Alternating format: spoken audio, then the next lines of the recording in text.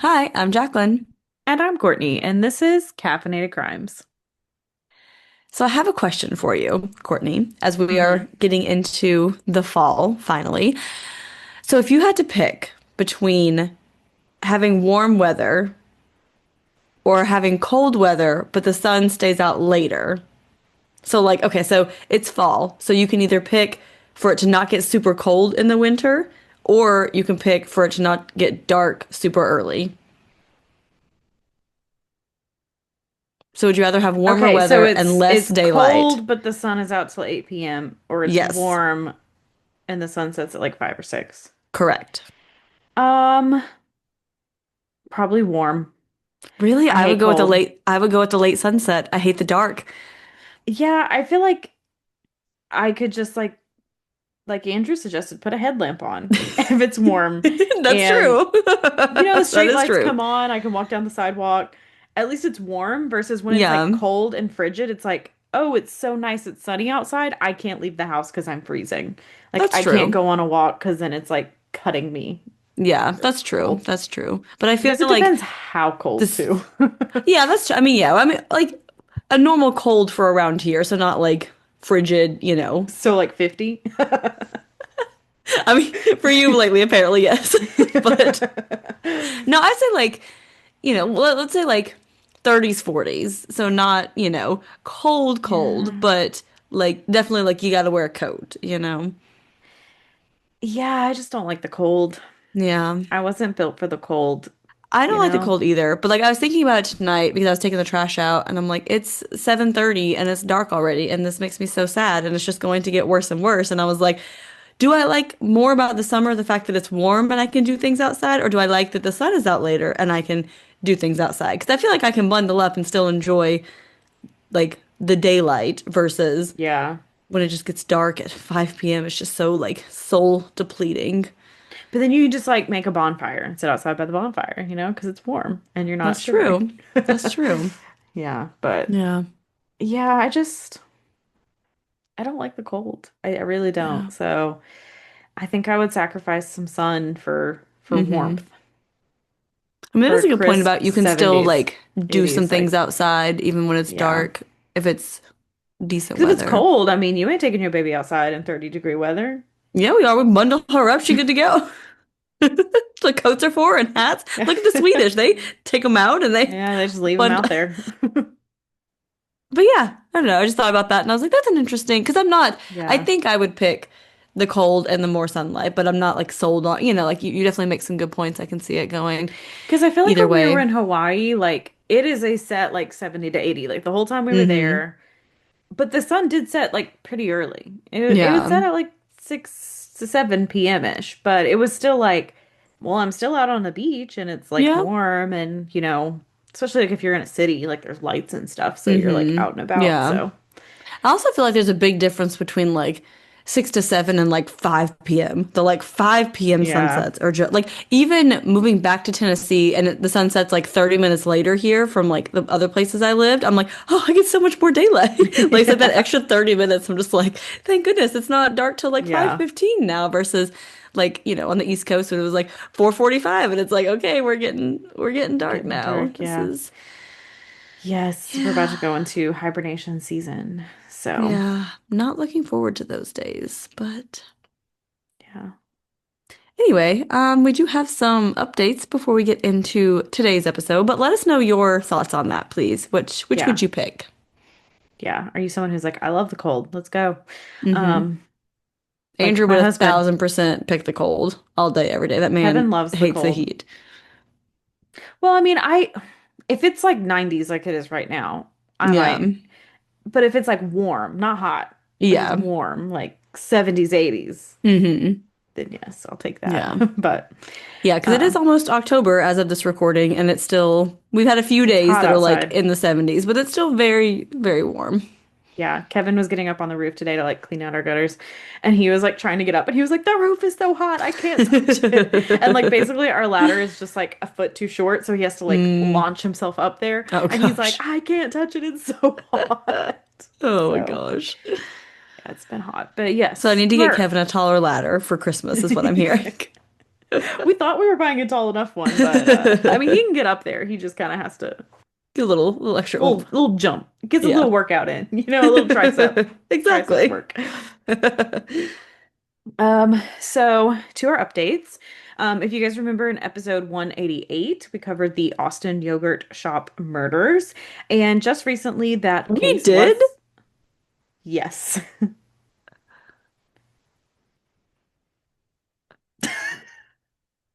Yes, we I covered that am case. flabbergasted. I know it's episode 188. Let me see, because I looked it up today to And find. I'm like, what was going on in my life at that time? I'm I looking it definitely up. like I know this case obviously and like I remember this case very well, but I did not remember that we did this case. Um, Clearly I did not do the research for this case, I hope. October 2023. So, I don't know. That was no, that was 2022. I have no idea. Things were that should have been You were right in my between the two babies. Like that was supposed to be exactly. your your peak. Clearly not. I do think I researched that one for sure, but Yeah. yes, Wow, we I did cover still that one. my bad. My bad. I'm so sorry. Continue. I just Yes. in my brain was like, "Oh yeah, this isn't one that we've Nope. Okay. I'll stop talking now." Yes, but that case was solved. So if you go back and listen to that episode and we were like, it's unsolved, it's solved now. Two years later. Almost because we did it 2023, so almost 2 years later. Um, but basically they found Robert Eugene Brashers was linked after analyzing DNA and ballistics. So Brashers did die by suicide in 1999. And the gun used um then in 1999 was also linked to the gun used in the murders. And Brasher's has also been linked to multiple murders across the US during the 1990s, basically. So there's some in like, I think I saw like Kentucky, one in Tennessee. Like there's a bunch they're kind of connecting him to. And there was some like physical evidence left over at this crime scene that the DNA did match with him as well.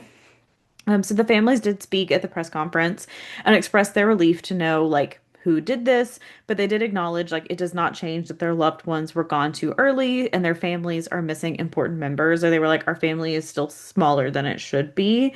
Because I feel like we're all like, oh, get closure, but it's like not like it doesn't really bring your loved one back, but at least they have an answer. And I think it just sucks that like he's also been dead for 26 years now. So it's Yeah. like you don't even get to like try and get answers of why. It's just, Yeah, that has to be so hard because it's like at least you have some kind of answer, but then again, like you're still missing so many answers. yeah. So, but that one is officially solved, which is one that has been like baffling people since it Yeah. happened. And it's been a very, very old cold case. So I'm Hmm. glad we finally got answers. And I love all these cold cases finally Yeah. getting answers. So, Do you know, I don't know if it's already out or if it's coming out, but the HBO series on this case, did that lead to this in any way or has that not even come out yet? I remember hearing about it um, recently, but I don't know if I heard that it was coming or that it's already out. I am not sure on that one. Okay. I didn't know I if don't it know like when that led one's coming to, out. Yeah, you I'm know. not sure. I don't remember exactly what had them make the connection on Yeah. this one. I don't know if they're doing like genealogy DNA or Hmm. just I have no idea how it was linked, to be honest. Gotcha. So Well, we do have another decades-old cold case solved recently. So the Virginia State Police made an arrest in a 27-year-old cold case. So Daniel Pomple of Culpeper, Virginia, was arrested for the murder of Silena Joe Dalton, who was 20 years old and stabbed to death in her apartment. Her daughter, 10-week-old Allison, was missing and has still not been found. And Daniel was Allison's father. So very interesting that he would be arrested all these years later, having such a close connection to the victim and the missing victim. So we'll be interested to see what additional information comes out of that one. yeah, definitely another one that I'm not really sure how it was linked, but also it's like you didn't think to look at him back then. I mean, maybe they did and there was just no evidence, but I'm like, huh? I mean, that's true. Like maybe he, I mean, We know we see it all the time where they're not going to make an arrest if they don't think that they can get a plausible conviction. So Yeah. they're like, if we don't have enough evidence to make the arrest, like we don't want to risk like double jeopardy and not being able to get him eventually. So maybe some kind of evidence came to light that they were able to, maybe Yeah, he's been a but suspect all along and they couldn't arrest him, you know? yeah, and hopefully we get some answers for Allison too. I don't know Mm-hmm. if she also was murdered or what really happened with that, but I just know that she's missing and they still don't know for sure what happened to Yeah. her. So, Yeah. okay, speaking of crazy unsolved cases, we're getting into one that quite literally had me pulling my hair out trying to figure out what happened, but we have a lot of sources, so I will get into those This one now. is a bizarre one. I mean, it is It's wild. it's very interesting. Yes. Yeah. So, the sources were Detective Perspective, missing Brian Shaffer, which was actually very good. It's on YouTube. I highly recommend that. I don't know. The one episode I saw was good, so I hope the other episodes are good. But if you're interested in watching anything on YouTube, it was good. The Missing season one, episode six has Brian Schaefer disappeared. A Crime Junkie episode about Brian Schaefer. The First Degree podcast, their episode 361 about Brian Schaefer. Thinking Sideways, which I used to love that podcast so much. RIP to that podcast. But they also did an episode on the disappearance of Brian Schaefer. And then we also used the FBI's website and a people.com article. So, on the evening of March 31st, 2006, 27-year-old med student Brian Schaefer went out with friends in Columbus, Ohio. He bar hopped and ended the night at the Ugly Tuna Saloona around 1:55 a.m., and Brian disappeared soon after this, and his disappearance has baffled the world since. I mean, it's still highly, highly talked about, theorized about, all of the above. So, Brian Randall Schaefer was born on February 11th, 1979, in Pickerington, Ohio, to Randy and Renee Schaefer. So, Pickerington, I feel like I stutter on that every time I say it. Pickerington is a suburb of Columbus. He did have a younger brother, Derek, and they were very close, and he was very good at tennis. Some say it's even possible he would have like gone semi-pro at tennis, but I guess he chose not to. So Renee, who was his mother, was a nurse, and it inspired him into a career in medicine. He was chill and he loved Pearl Jam, and he actually had a tattoo of like the Pearl Jam stick man. I'm not a Pearl Jam fan. I don't really know what this is, but if you are, you'll see a picture and I guess know what it is. But he had a tattoo of that. He also had a dot on his iris on his eye, as far as like distinguishing features go. And he was described as outgoing, funny, and charismatic, and he could also be a little stubborn at times. So in 2004, Brian started med school at Ohio State University in Columbus, Ohio. And during his first year, he met Alexis, who was a fellow student, and they started dating. And they were pretty serious. And for Christmas in 2005, his parents actually gave them a trip to Miami for spring break 2006. So they were very excited for this trip. And Brian supposedly had even mentioned to his mom that he had thought about proposing to Alexis on this trip because they'd been dating for a few years now, kind of getting more serious. And I mean, Miami, what better place for a proposal, you know? And on March 6, 2006, Renee passed away from a rare form of bone marrow cancer, and Brian was really struggling with her death.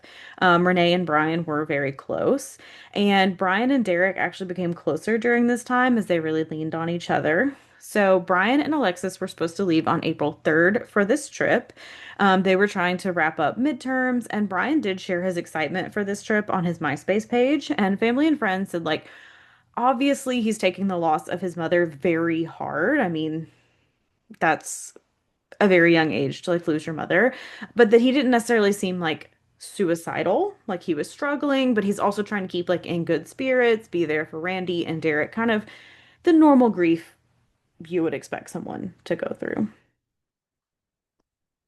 On March 31st, Alexis had to leave town due to a family emergency, but she said she would be back in time for their trip.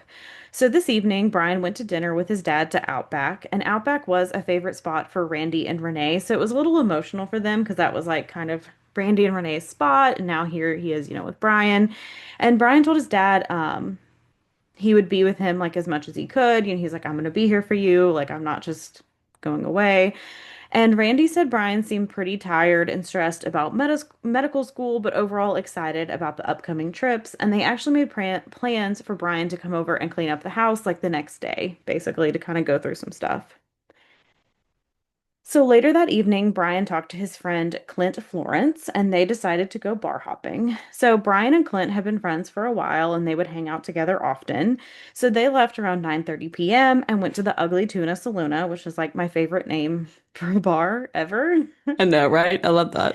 Just every time I say it, it makes me want to laugh. And like the pictures, like they definitely like went into it. Like there's just like fish over the walls, and they serve drinks like in the fish bowls, like Love it. We love a theme. exactly, exactly where you want to be as a college student drunk on a Friday night, you know? Right.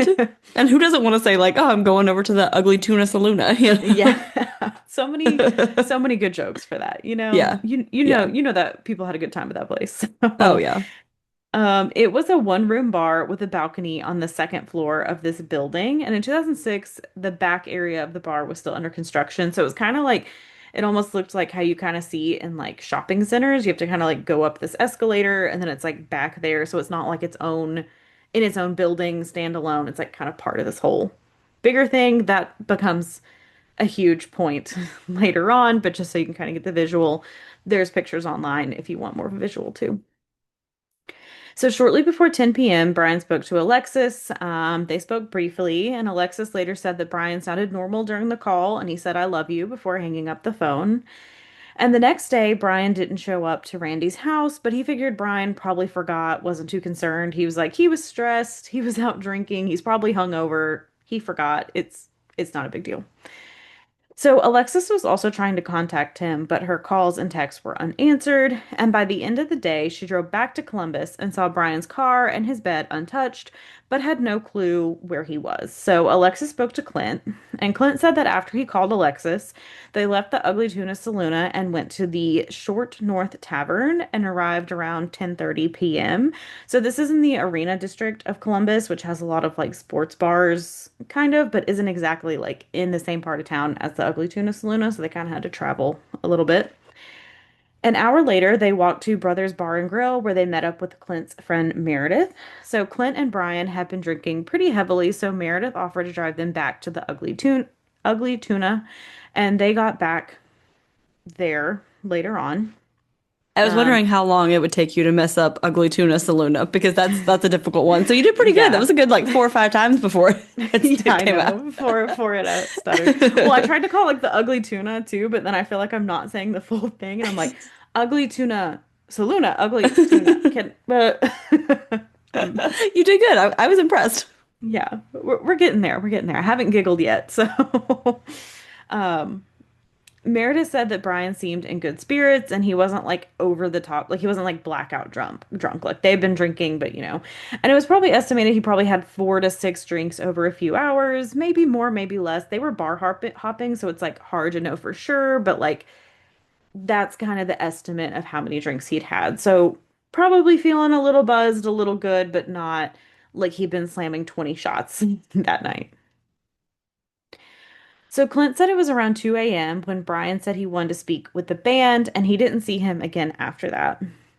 So Clint and Meredith both tried calling and texting Brian, but there was no response. So they searched the bar and the bathrooms, but they didn't see him.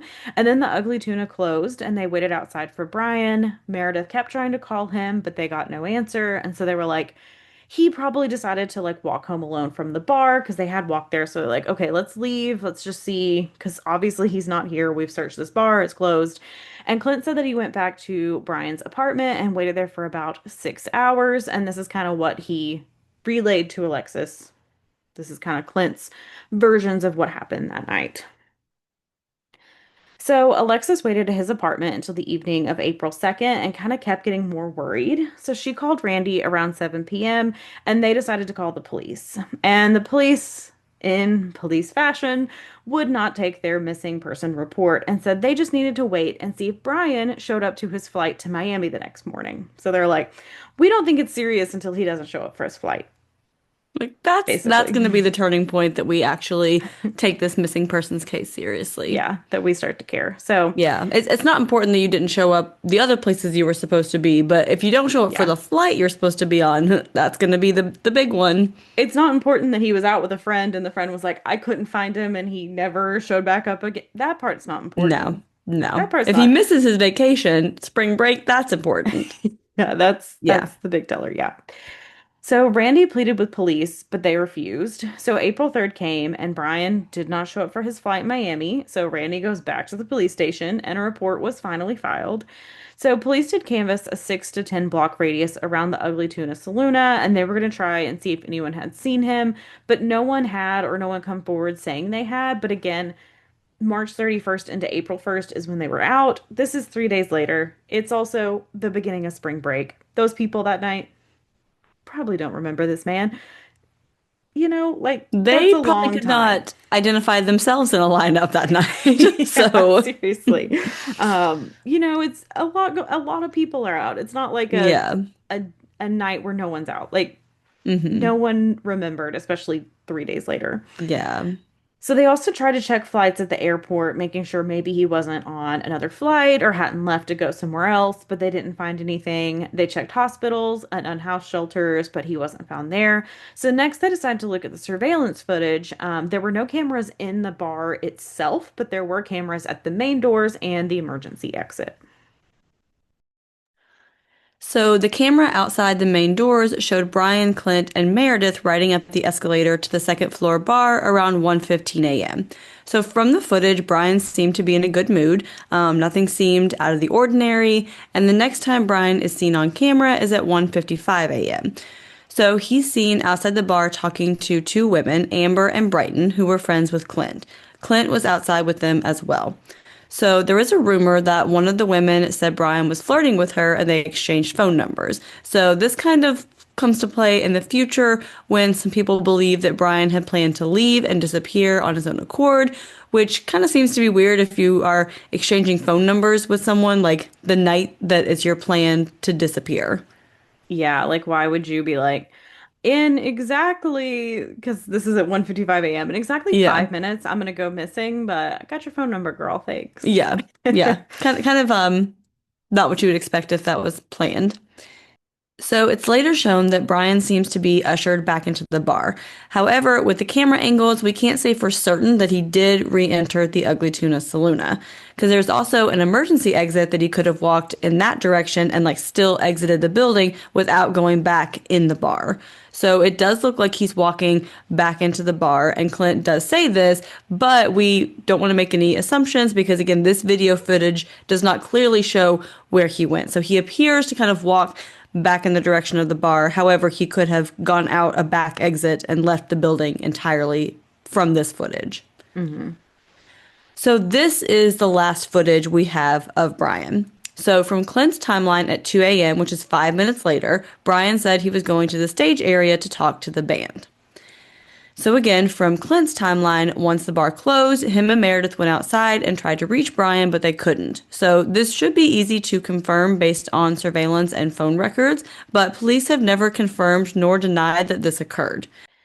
So again, there was an escalator outside the bar because this bar wasn't the only thing in the building. So you could like go down the escalator and still be in the building. Police did also review the camera from the emergency exit that led to an alley, but they confirmed that Brian was not seen leaving on the footage from that alley, from the emergency exit area. So now police are trying to locate other ways that he could have left. They did discover a service exit that led to an elevator that went down to the ground floor and opened to an area that was heavily under construction. So that area was dark and difficult to navigate.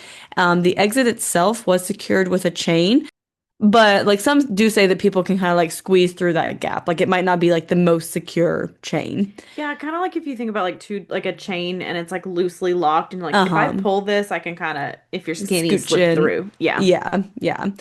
However, police don't really think that he went out this way, since he would have like struggled after drinking all night. Like again, this was kind of dark and like difficult to navigate. Like this wouldn't have been the easiest path to leave. So they don't think that's possible, but it's not impossible. There is a chance that that happened. So, besides the escalator and the service exit, the only ways to get out of the building from the second floor would be jumping off the balcony or using a trash chute that was located inside. So, as far as the balcony, it seems like someone would have likely seen him falling or jumping. I mean, this isn't like a very secluded area. Like, there are plenty of people around. Like, you may not notice a face walking through the street, but you probably remember someone jumping or falling from a balcony. Yeah, and especially because it's like the bar is closing, so everyone is Mm-hmm. going outside. It's not Yeah. like, oh, it's 4 a.m., no one's out here. It's Mm-hmm. like everyone was being told, like, get outside, get outside. Like you Yeah. would see him falling or jumping at that point. Exactly. Yeah. Like you have this mass exit of people, like everyone's like on the street, like trying to figure out what their next plan is for the night. That would have been a time that someone would have seen him if he came from the balcony. So the trash chute could have been used if someone was trying to remove his body from the building without being detected.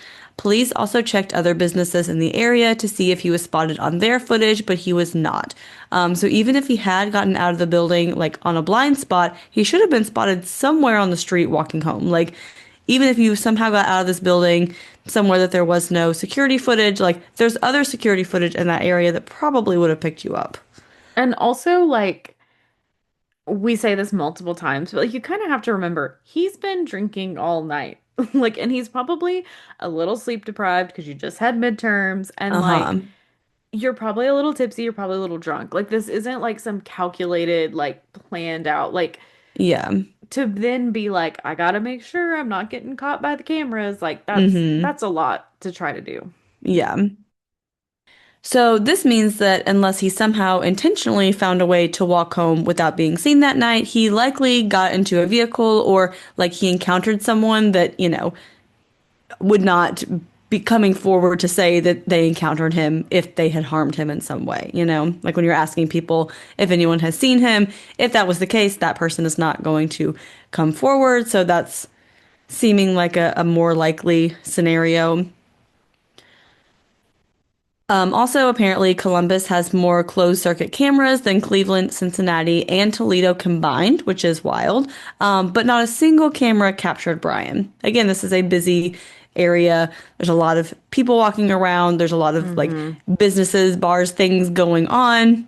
A lot of footage to be seen on. Yeah. And investigators also interviewed the band Brian supposedly talked with, as well as bar staff and other people who had been at the Ugly Tuna that night. So, from what police reported, no one had any useful information about Brian. So, again, this was the first night of spring break, so we're sure it was very busy in that bar. Plus, Brian just looks like your typical, like, all American boy. Like, he didn't have any distinguishing features. Like, he wouldn't really stand out to someone, especially spring break in a college town? Yeah, he kind of would blend in with the other college kids. Yeah. So, law enforcement has kept a lot close to the chest, so there could be something suspicious that they haven't released. And according to law enforcement, they used surveillance footage and found every single person leaving the bar that night except Brian. So, that would be a very interesting statistic. Yeah, because it's like they kind of were like, we watched all the footage of like everyone coming in, and everyone who came in was accounted for leaving. So, like, Mhm.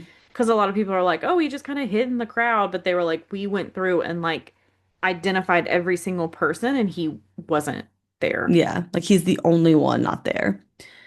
So, this stretch between the bar and Brian's apartment was known as an area for crime, especially late at night. So, it is possible that Brian did leave the bar somehow undetected and, like we said, encountered the wrong person on his way home.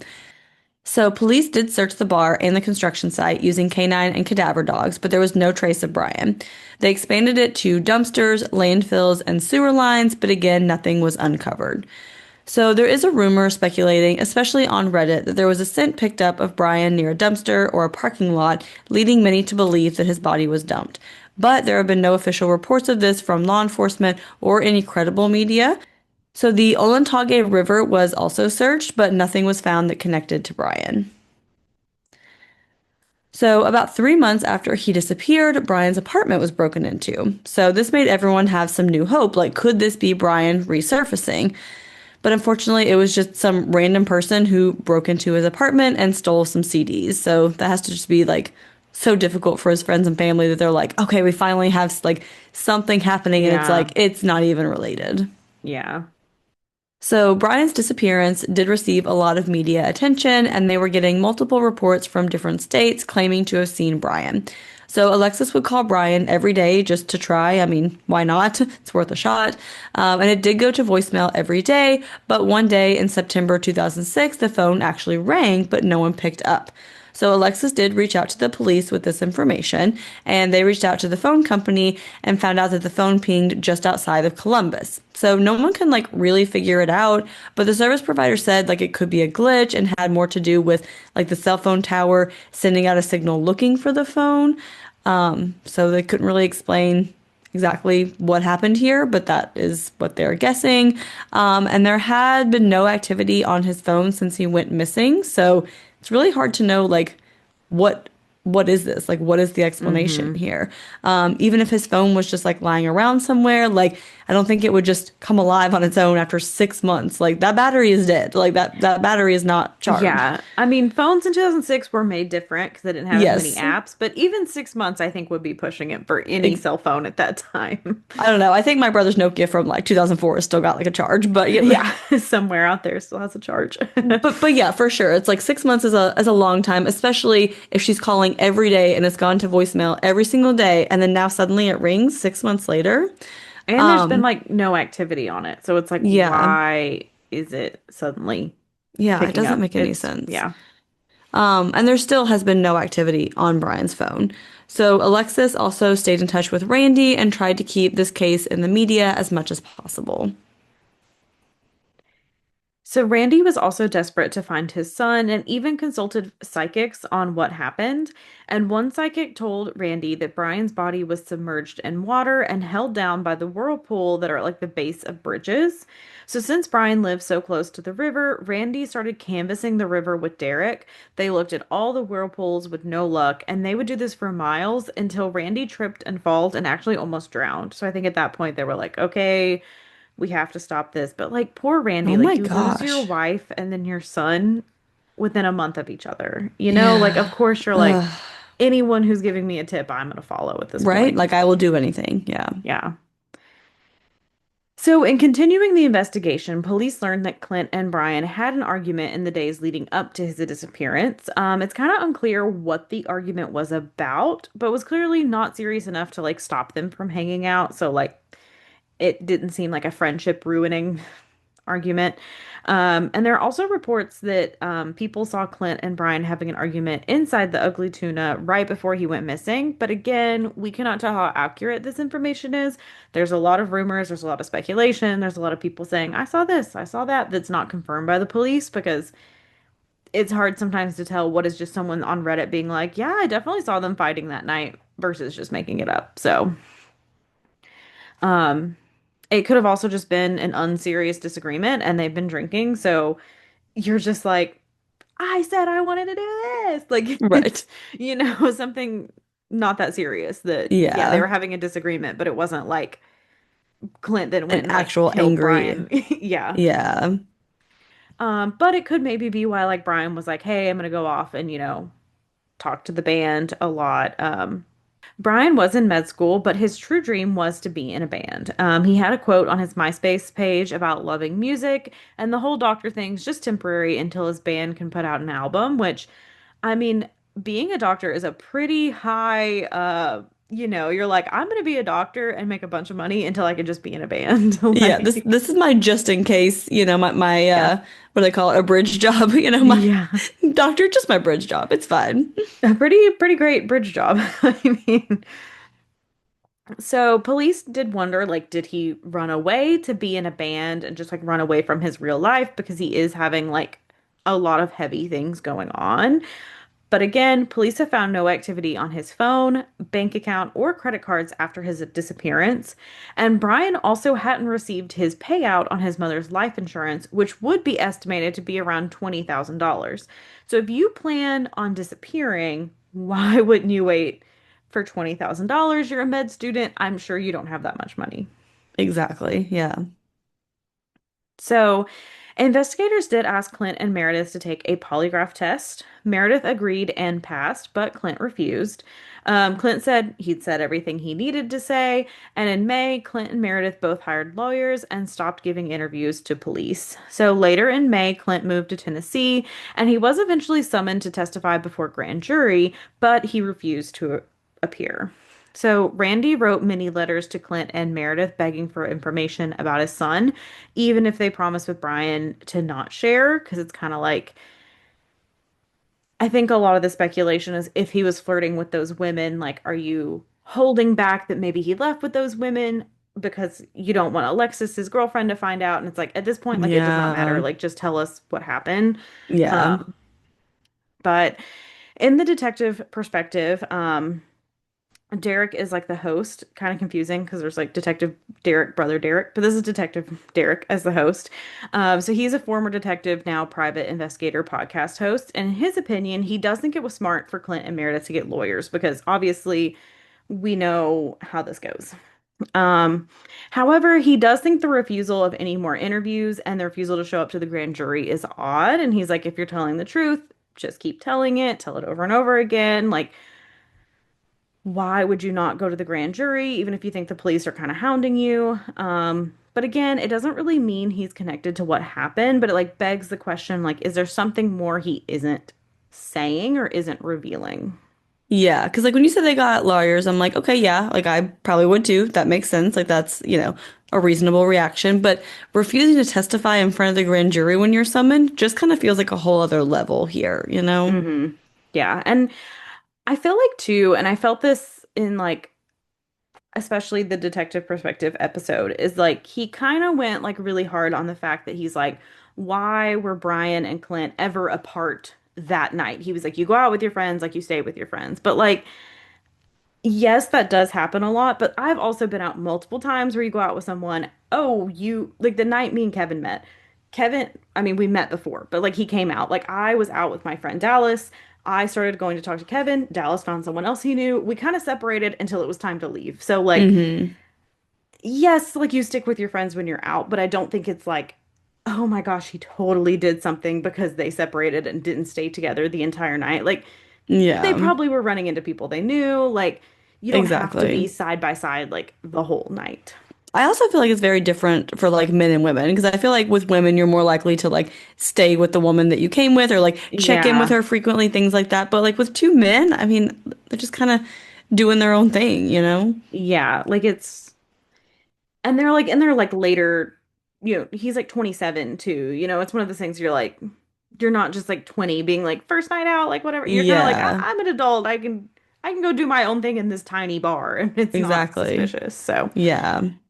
um so, again, we're not saying Clint is connected to anything, but maybe he thought law enforcement was trying to pin him for it or that like he knew something was involved. Like we don't know. I mean, Clint was also a med school student. He had a future he was trying to protect, especially if he's innocent. Like maybe he thought if I keep showing up to these things, I keep doing this, it's eventually gonna get pinned on me because that does happen. So kind of weird you wouldn't just show up, but maybe he had his reasons. Maybe his lawyer told him not to. You don't really know. Yeah. Yeah. So on September 14th, 2008, Randy was killed when a tree limb fell on him while he was cleaning up storm debris. So after Randy's death, any movement in Brian's case heavily slowed down. So Lori Davis is an advocate for the Shaffer family and is trying hard to continue Randy's work of finding out what happened to Brian. And in 2013, Brian was declared legally dead as a way to free up assets for his brother Derek, because unfortunately for his brother, he's now lost his dad, his mom, and his brother. So it is kind of difficult if there are all of these, um, things from Brandy, Renee, all that Hmm. need to come to him, and it's all being held up legally because Brian is missing. So And not only did he lose all three of them, he lost them all in a 2-year period. Like, my a goodness. 2 year span. Yeah, it's Poor it's so Derek. tragic, I know. Um, and a year later, police revealed they had three theories about his disappearance, but none they would discuss publicly. So we don't really know why they even made this statement. It could just be like pressure from the public and they're putting out a statement to get people off their back. who knows like the politics within police work that's happening, but it's like, oh yeah, we have theories, but we're not going to talk about them. And it's like, okay, thanks for this insight. Uh, what is this? 8 years later? Like, thank you for that insight. So Derrickson, It's almost, sorry to cut you off. no, you're good. I was formulating a thought and then it just didn't I come stuttered out. over my words anyway, so It's almost like they're just like proving that they are working on it. They're like, "Yep, we got some hmm. ideas. Not gonna tell you what they are, but we're on to something. Just don't you Yeah. worry about it. We're on to something over here. It's But we're not on gonna tell you somebody's brain. We got a exactly. folder on a desk somewhere. Yep, Don't worry. exactly. It feels very Yeah. much like that. Yeah. And I mean, this case has been getting news for years, but I feel like there's Yeah. always a little like resurgence where they're probably like, yeah, we know, but like Hmm.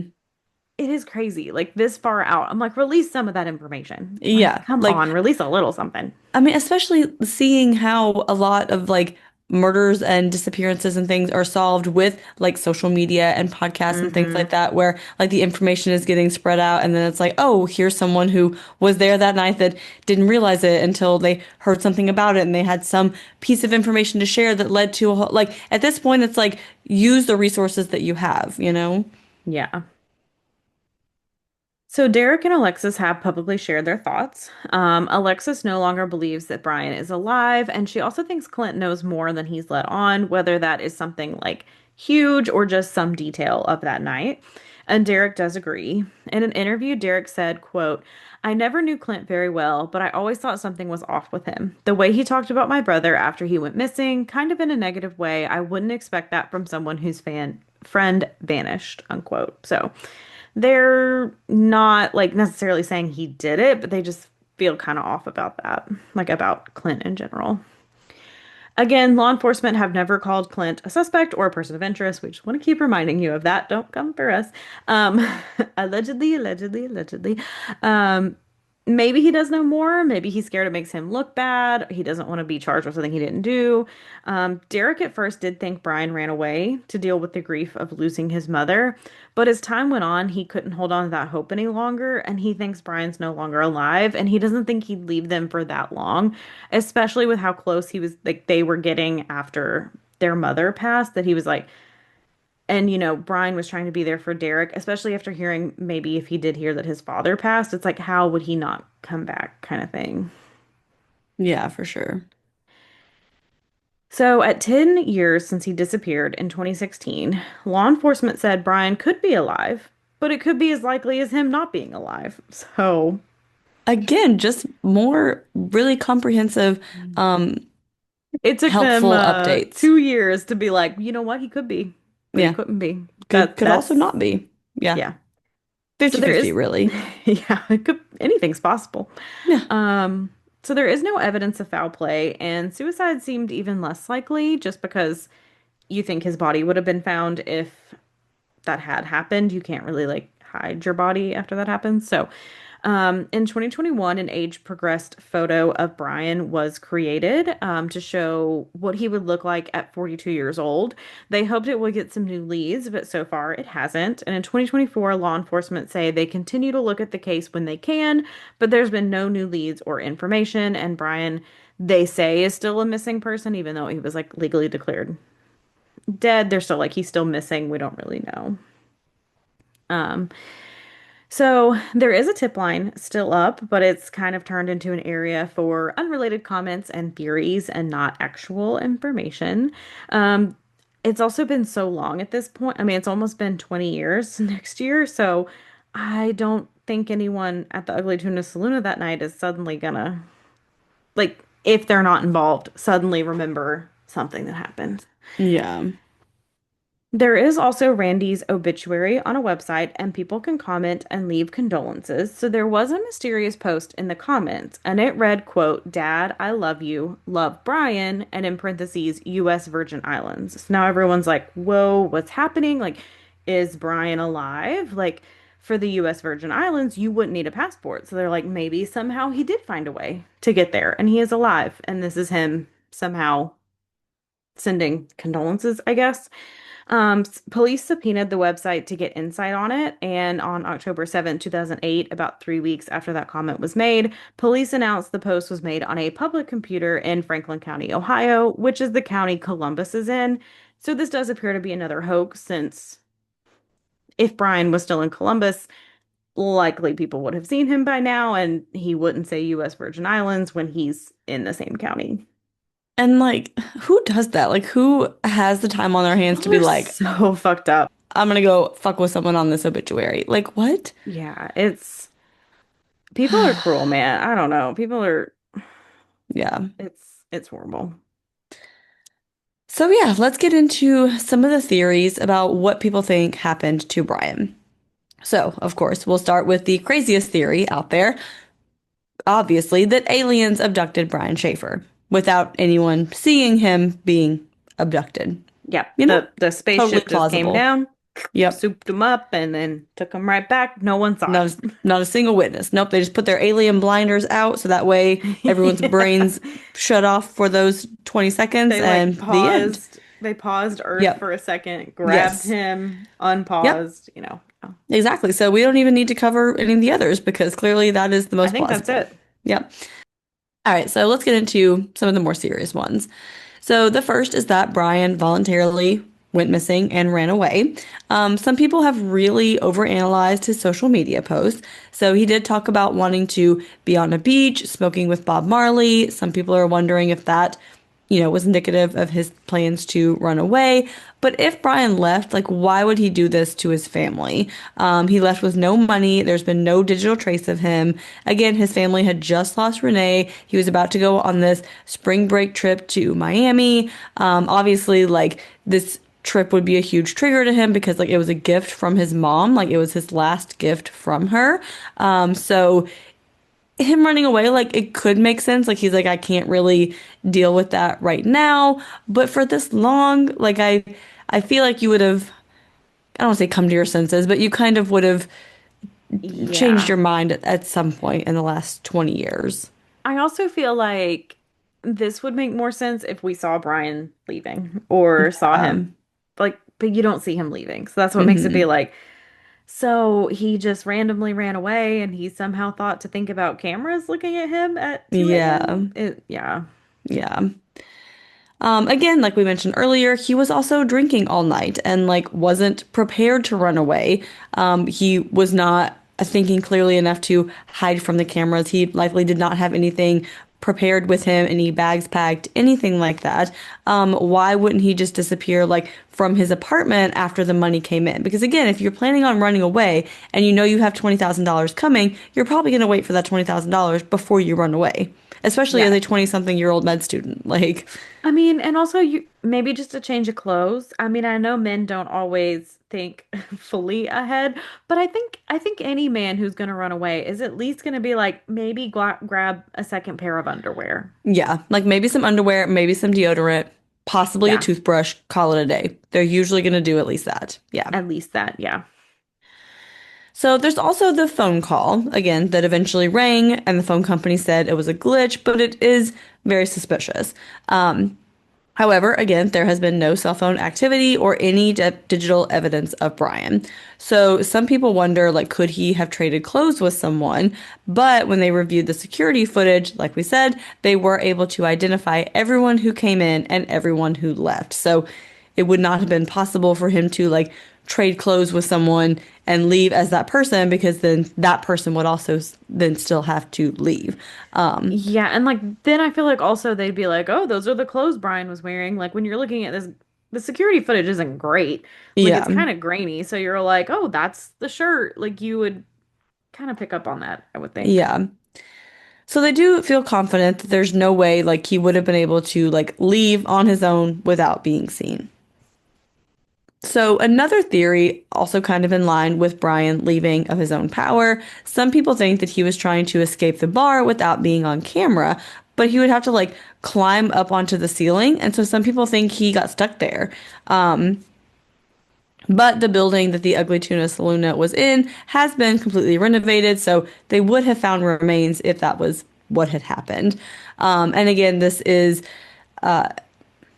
And there also is the fact that there would be some like decomp smell. Like someone would have noticed if there was a body up in the ceiling Yeah, this entire because you'd have time. to like, you know how it is, like push up the Yeah. tile and climb up there and crawl through. Like he would have been found if he was up Hmm. there and got stuck. Yeah. So one big theory is about the construction zone. So some people wonder if he just like wandered off and got lost in the construction zone. This area was searched thoroughly, but some people do wonder if maybe he was missed and cement was later poured over him. However, with the thorough search and likely like what would be a decomposing smell, you would think they would have found him by now. Again, if he like wandered off and got lost, the concrete does make that a little more plausible in that it would cover up, a body. But police say it's not possible and that this was before anything like this would happen. They also say that there was no pouring of cement or any large construction work like that done in the days after. So if that is your theory, again, you probably would have seen or smelled him prior to the cement being poured because that did not happen immediately in those first few days. Yeah, and a lot of people say too that like it was heavily under construction, but that like big work had already been done. Like they weren't Hmm. planning to pour any more cement unless somehow there's foul play here and someone somehow got cement and poured it over on top of him. But that Hmm. kind of seems wild that no one would pick up on that. But Yeah. And the construction workers have no reason to like hide Brian being found if that was the case. Like if they did find him, like why would they not tell someone? And there's also possibly a way that Brian was able to get out without being detected by the cameras. And it did seem very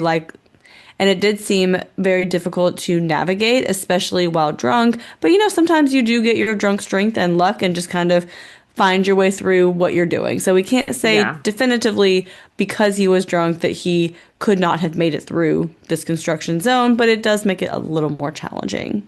Yeah, you think it wouldn't be possible, but again, like he could have slipped through that gate. He could have, Hmm. somehow you get drunk and you get lucky and you're like, wow, I found my way out of here somehow.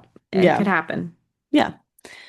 So, continuing on with the theories where Brian does leave the bar, what if Brian left the bar and did end up back at his apartment? Could he have met back up with Clint and there was an altercation there? Maybe his apartment or the area around it could have been the crime scene. And this could be why Clint no longer wants to talk to the police or to go to the grand jury. Again, this is all just speculation. Clint says he waited for hours at Brian's apartment, but why wouldn't he just go home? And it can be known that suspects will put themselves at the crime scene, but then not tell the full story. So it's like they're kind of, not lying, but not telling the full truth. But it's like, oh yeah, I was there, and kind of opening that Hmm. door, but not revealing everything. Yeah, because I think a lot of people are like, because Clint was like, I went back to the apartment and I waited there for 6 hours. And it's like, why did you wait for 6 hours? Like when it's pretty clear he wasn't like coming Yeah. there. So is it like him like lie by omission? Like he places himself there so he's not like Mm-hmm. lying, but like, Yeah. again, speculation. Allegedly, Yeah. allegedly, allegedly. Yes, allegedly. So the next few theories speculate around foul play. So another theory is that Brian and Clint got into a fight and Brian stormed off, and that he didn't want to pass them on his way out, so he takes another exit and then turns off his phone. So the theory is they get into a fight. He's like, I just kind of want to avoid you guys and leave. I'm going to go out this separate exit so I don't have to see you. I'm turning off my phone so you can't contact me. So he could have left in that way. And then on his walk home, he could have encountered someone with malicious intent. So Brian could have been taken somewhere else and dumped. So the area Brian lived in is currently being gentrified, but in 2006 it was a pretty dangerous area of Columbus, and especially at night. The Ugly Tuna Saloona was actually a block off of like kind of where the bad part of town was, and that's why they had so many security guards. And it was also reported that the bar even implemented a dress code to try and deter certain people from entering. Yeah, I think it was kind of speculated there may have also been some like gang violence around this Mm-hmm. area too. And like some people say, and I don't know if this is true, but that part of the like dress code was like you can't wear like blue or red just due Mm. to like some of the different like gang affiliation colors Uh-huh. to be like, okay, we're trying to make sure there's no like gang fights in our bar, basically. Yeah, yeah. So another theory is that he was injured or killed in the Ugly Tuna Saloona and put down the trash chute. So this would have put him in the dumpster, and the trash was picked up and transported to the landfill before law enforcement got involved. Because again, he was not taken seriously as a missing person immediately. Hmm. So the delay in law enforcement getting involved does mean that they could have missed key evidence needed to solve this case. They weren't able to like rope off the area and evaluate the dumpster and surrounding areas. We also do not know when the trash pickup was, and if it's possible there was a trash pickup between the time Brian went missing and when the police started taking his disappearance seriously. Yeah, because I'm thinking, I'm like, this is Friday night into Saturday. So I can't imagine most cities have Saturday or Sunday trash pickup. I can't be for Mm-hmm. sure. I don't know, but I feel like that's not common. I feel like Yeah. it's usually throughout the week. Mm-hmm. But there is the chance because they waited until his flight on Monday. Who knows when a trash pickup could have happened Yeah. Monday? And again, it's also a construction area. It's also like a downtown area. I don't know when trash pickup is. You never know for Mm-hmm. those kind of places. So, Yeah. Yeah. So another theory that I feel like is a pretty big one. I don't know if you've seen that from your research, but from what I've heard of this yeah. case, this is a pretty popular theory. Hmm. So, this one is that Brian was murdered by the smiley face killer. So, the smiley face killer theory was developed by an NYPD detective and a professor in Minnesota. So, they think a series of drownings in the Midwest in the 90s and early 2000s weren't accidents, but rather by a serial killer who was targeting intoxicated college-aged men and dumping their bodies in rivers. So, they would then spray paint a smiley face near where the bodies were left. So, this theory really picked up steam in 2016 when another man went missing from the area where Brian vanished. So the parallels are just uncanny. So Joey LeBou went missing from around the same area Brian went missing. Joey was 26 and Brian was 27. They were both tall with dark hair. Both had been drinking at bars on High Street in the springtime, and they were only a mile apart from each other. And in both cases, their friends lost track of them, and they weren't seen by surveillance cameras. 3 weeks later, Joey's body was found in the Olentangy River, but he did not drown. There was no water in his lungs, so he was dead before he was placed in the river. There were also no obvious injuries, and there's no clear cause of death or anything strange in his toxicology. Just literally found in this river, but we know he died before he went into the river. Which is wild to me that it's like, how did he die then? Like, there's no obvious injuries. Yeah. They can't, even after an autopsy, can't figure out cause of death. Like that, Mm-hmm. that is eerie to me. Yeah, definitely. And the smiley face killer theory got so much traction that the FBI did start to look into it. However, they did release a statement saying they had no evidence that they could link all the deaths to each other or to a serial killer. Obviously, smiley faces are very easy to graffiti, could be very common. It could be one of those, like, just a weird coincidence that it happens to be around where these college aged men have either drowned or died in bodies of water. Yeah, correlation doesn't always equal causation. Yeah. And it could also just be then not saying this theory isn't possible, but it's also like if you start looking for smiley faces Mm-hmm. near like you kind of get blindsided. Like you get Yeah, like for tunnel sure. vision where you're like, I'm gonna find the evidence of a smiley face somewhere, you know? Mm-hmm. So Yeah, yeah. As far as if the Olentangy River was involved, it is close to the Ugly Tuna, and there have been deaths of people like wandering drunkenly into this river. But again, if that was the case, you think they probably would have found his body pretty quickly. I mean, it did take a minute for law enforcement to recognize that he was a missing person, but it was still within a few days. So if hmm. he wandered into this river and drowned accidentally, they probably would have found his body by this point. And the people of Columbus, if you are listening, correct me if I'm wrong. But what I saw people saying about this river also is it's not this like deep, deep river. It's almost like a 3 foot river kind of Hmm. thing. It's not like his Okay. body could Yeah. have sunk 30 Mm. feet down. That's Yeah. at least what I saw on the internet. If you live in Columbus and you're like, wrong, that is not true. But I also do think there could be some truth to that because Randy and Derek did just go by pants and were like walking around the river looking for him. Hmm. And I don't think that'd Yeah. be possible if it was deep, but that's just Hmm. kind of what people said on the internet. I've not been to this river, so Hmm. correct me if I'm wrong. Yeah. So there are so many theories out there about Brian's case, from Brian changing into women's clothes in the bar and starting a new life as a woman, to being abducted by aliens, to entering a rip in the Matrix. Again, just lots and lots and lots of wild theories. We did not cover all of these because, we would be here all day. There are a lot of rabbit holes. A lot of those don't have any like credible evidence to back them up. So, we don't want to get too far into them. Yeah, it's like you also don't want to be disrespectful to Brian and his family by like talking about like obviously we made like the abducted by aliens joke, but Hmm. like you don't want to start getting disrespectful where you're just being like throwing out all this stuff that people say on the internet. So, Yeah. Yeah. So overall, like we said in the beginning, this is a very perplexing case. If people were involved, so this was not some kind of accident or Brian left on his own to start a new life. Like if someone targeted him, harmed him, whatever it was, like would it people really be able to keep it a secret for now 19, almost 20 years?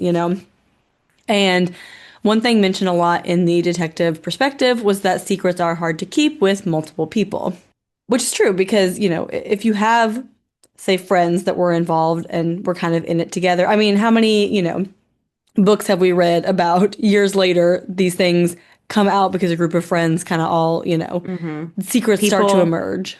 people break up and then they start Yeah. talking. You know, if say we say Clint or Meredith knew something that happened, like they're not really friends anymore. Why wouldn't Clint say something? Why wouldn't Meredith say something? Yeah. Like if this was, maybe if it was a one person random attack, obviously that person can keep a secret, but it's like if there's this whole multifaceted like, oh, Hmm. construction workers found him and poured cement even though they didn't harm him, like all those construction workers are going to keep this secret all these years later. Like no, that's not Yeah. happening. Yeah. Especially because there is a reward now. So obviously people would be seeking the reward. Hmm. It's obviously not, impossible, but less common. I feel like that could be the case. Yeah. So Alexis was able to finish med school and became an OBGYN and is practicing in her hometown of Toledo. She is married with two children and she talks often about Brian and she kept a few of his things, but she did have to move forward. The Ugly Tuna Saloona closed in 2018, so any evidence the inside did hold has now been long gone.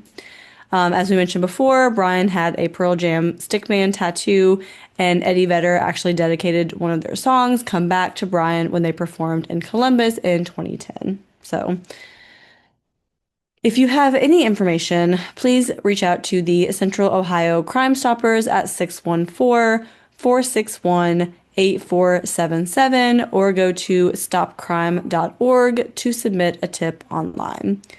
And that is the very bizarre and unsolved disappearance of Brian Shaffer. Which is still haunting me. I think I sent Jacqueline the gif of Charlie from It's Always Yes. Sunny with all the red string being like, Pepe Sylvia. Like that feels like Hmm. me, where I'm just like, Yeah. none of this like fully makes sense. Like, I don't see how in today's age Brian could have run away, stayed Hmm. away. I don't see him doing that from how people talked with how like I could have seen him temporarily being like, I need to go Hmm. away. I don't think he would have done it long term. Yeah. I don't think it was his plan to stay away forever, Hmm. if that's the case, but it's just, I don't know. And I just don't know if I see him like sneaking out. And even if he gets out of the construction zone, how you're finding your way wherever you're going Hmm. with no camera seeing you. There's all these cameras around. Yeah.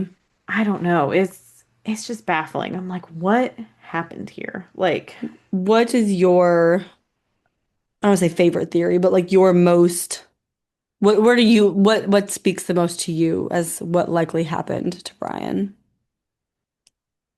I feel like either something happened with somebody in the bar Hmm. and he did get sent maybe down the trash chute. Something happened Hmm. there. Or I do think maybe it's possible he found his way out, like somehow eluding cameras, people, or through the construction zone. And I think maybe he met foul play elsewhere where someone Hmm. maybe then took his body somewhere else. Yeah. I don't know. Anything else like him disappearing just doesn't feel likely with like how long it's Hmm. been, the lack of money, where would he go? Like that just doesn't feel right. I think especially like if Pearl Jam is your favorite band and like Eddie Vedder is dedicating a song to you, like come Right. on now. How can anyone hold that in and not talk about it? Like Yeah. Yeah. and just like abandoning his family like that, I just don't see it possible. So I could see like a momentary like drunkenly in your emotions trying to run Hmm. away. I just don't see him running away like long term. Yeah. Yeah. Like I wonder if maybe he was trying to run away and then met foul play, so it's like it Yeah. wasn't his intention to stay gone, or he would have changed his mind, shortly after or something. Hmm. You said it was a very high crime area, so it is possible it was some kind of random attack either inside or just outside Yeah. of the Ugly Tuna Saloon. I also wonder, because this was March. Yeah, Hmm. so March in Ohio. Do we know how cold it was outside? I didn't see any reports of exactly how cold it was. It looks like from reports of what they were wearing, it didn't look like he was wearing like a big coat. So Okay. probably mild weather, not like freezing cold, not really warm, Yeah. kind of like an in between. Like I think maybe he had like a flannel shirt on Okay. kind of thing. Because I'm just wondering, like he's drunk and he's wandering away from the bar. He gets lost in the construction site. Like, does he end up somewhere where he doesn't know where he is? Maybe he falls asleep because he's drunk, but it doesn't sound like it was really cold enough for it to be like a hypothermia kind of situation. And again, his body probably would have been found if that was the case, but not always, depending on how far Yeah. he wandered. But again, as I'm talking, I mean, this is in like a busy city area. This isn't like the woods where you could easily Yeah, wander it's and get lost and, yeah. yeah, and they also did bring in like the cadaver dogs, the scent tracking dogs. True, So true. the fact they didn't pick up a scent on him is like very odd to me too, that there's just like no scent whatsoever. And I Yeah. don't know about the construction. Like I don't know, some construction companies are like Monday to Friday, some you'll see them working on the weekends. I don't know what Hmm. kind of company this was. I don't know if it was like, hey, it's the weekend, we're not working. Yeah. So if it was like no one was there at the construction site at all, and I just I Yeah. don't know. It's like every theory you start to talk about, you're like, but that doesn't make sense. I You're like, wonder eh. if like there could have been some kind of equipment at the construction site that he could have like been harmed on, like he's kind of tipsy leaving the bar, it's dark, he's lost, Hmm. confused, like could he have like injured himself on some kind of equipment? Again, I mean, you feel like his body would probably be found. Or I don't even he know. would like if he was injured, you think he'd be bleeding, you think Yeah. there'd be blood somewhere Yeah. they would find, but That's like true. no It's evidence true.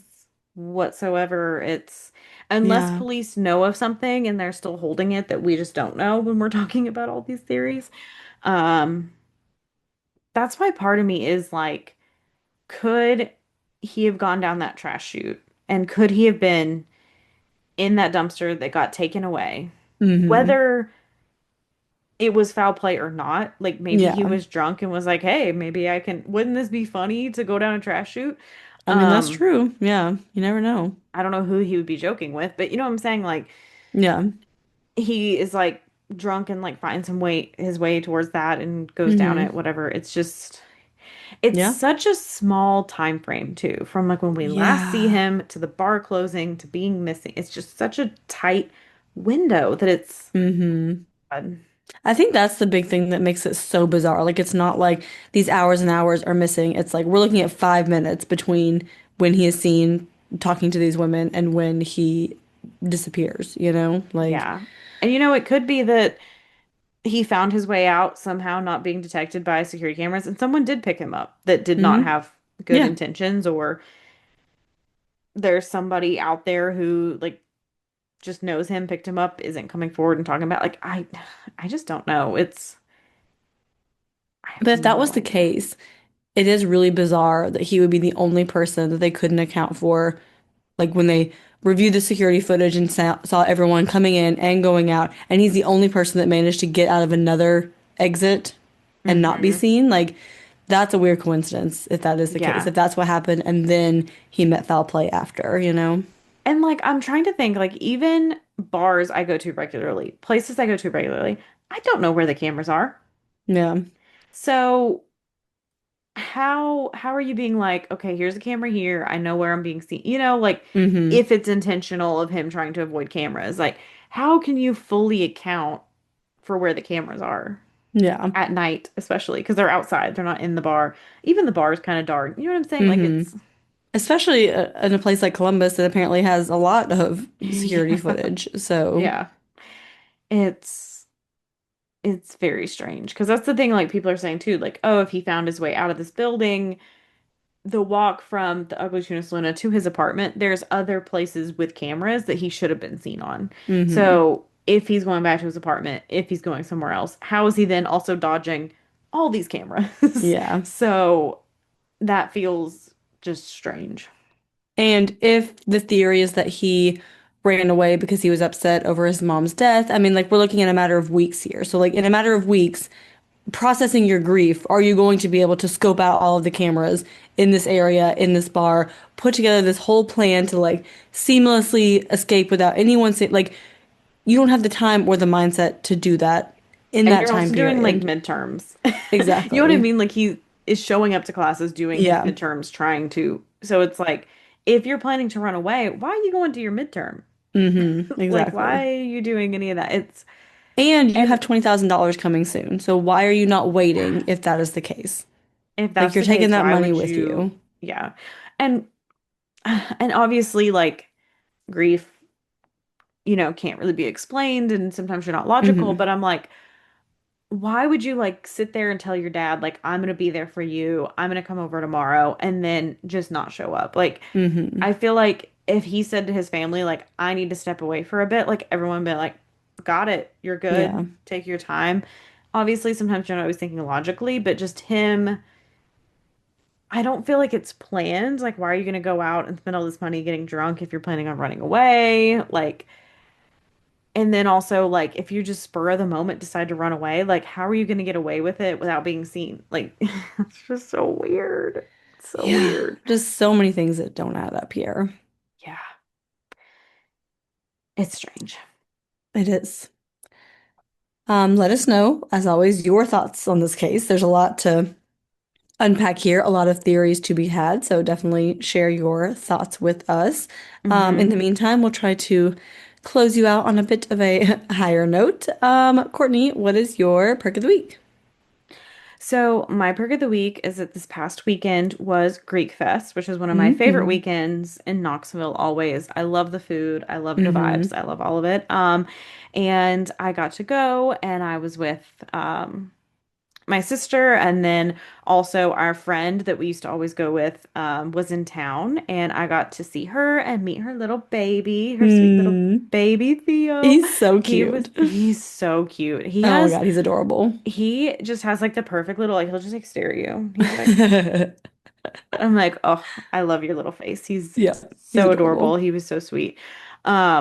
So it's always nice to just, see your friends and so happy I finally got to meet him because Hmm. they live in North Carolina now, so it's just kind of hard to get out there sometimes and like see Yeah. them. But um it was just great to see them, and it was also coincided with the weekend I could drive again. So it was Yes. very nice being able to drive and just kind of be like, oh, I'm gonna go over to my sister's house to hang out with her and Katie and Theo. And yeah, I'm just gonna get in the car and drive myself. I don't have to wait on Yeah. anybody.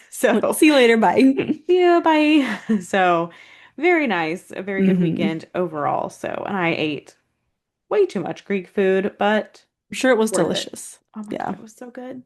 It's just all so good. Although Ashton got very mad at me because she was running a little late and I got the pasta first and she was like, I Mm. wanted you to wait because I didn't want a whole pasta. I just wanted a bite. And I was like, I'm sorry, you should have told me. Like, But guess we'll get a second pasta now. yeah, but thought about it, but I was so full at that point, I might have Hmm. puked. That sounds like But a lot of fun, though. yeah, it was a lot of fun. So a great weekend. But yes, that is my perk of the week. Jacqueline, what is your perk of the week? So my perk of the week is that I got my hair done last week, for the first time in a very long time. I think this is the second time since my baby was born, and she's about to turn 1. So this was the second time that I've gotten my hair done since then. And my hairdresser was laughing at me and was like, I have not seen you in 3 years. I don't know what you're doing. And then she is also pregnant and preparing for a maternity leave. And then she was like, I don't gotta worry about you. I won't see you till next year anyway. And I was like, yeah, that is true. I was like, I'll try to be back sooner than it was like 9 months this time, but no Yeah, guarantees. it So, happens. That happens to me. I actually have a hair appointment Friday, which I'm like oh, fun. very nervous about because hair trauma Yeah. now with losing hair. Mm-hmm. But I It'll was be like, good though. Another step towards yes. normalcy. I was like, my hair, my ends are crispy, Mm-hmm. crispy. But I'm like, it has been 6 months, so Yeah. it's about time to get my hair cut. Yep, that's Mm-hmm. because I actually got a haircut the week before, two Oh, weeks wow. before my surgery. And Wow. so whenever I go to the same hair person as like my mom and like my sister, and whenever they like she reached out, I was like, tell her I'm very sorry I ruined her haircut. I know she tried really hard Sorry. on that and I just butchered I that. sorry, wasted her time a little bit there for the front half, but At least you kept who your back knows? half good this whole time though, so that's Yeah. good. Kept it. It did fall out a little bit, but yeah. So and normally like I straighten my hair like when I get my hair done, but I'm gonna be like, can you curl it this time? Because if I see how thin my hair is when it's straight, I Hmm. will spiral. You're like, So please give me some volume. That's what I need right now. self-awareness. But yes, it does look good. I can't fully see Oh, it because your thanks. lighting is kind of, A but it little, looks good. little more blended in, Yeah, I could tell it not. was more blonde, kind of like here, like Yeah. towards the bottom, but it looks Hmm. pretty. Thank you. Thank you. And it's always nice getting pampered and just getting to relax. And I almost Hmm. fell asleep when the toner was setting in because you're like leaning back in the chair, and so it's just like put it in. And I just like sit there for 10 minutes. But like the rest, like when my color, like my highlights are doing the thing, I can read my book. But like when I'm laying back, I'm not gonna like hold my book. Yeah, so I just like Yeah. lay, and she came back. I was like, girl, I was about to fall asleep. Like I'm just like vibing, like just laying here in the silence, like eavesdropping on Yes. all the gossip going on. Just it was a great time.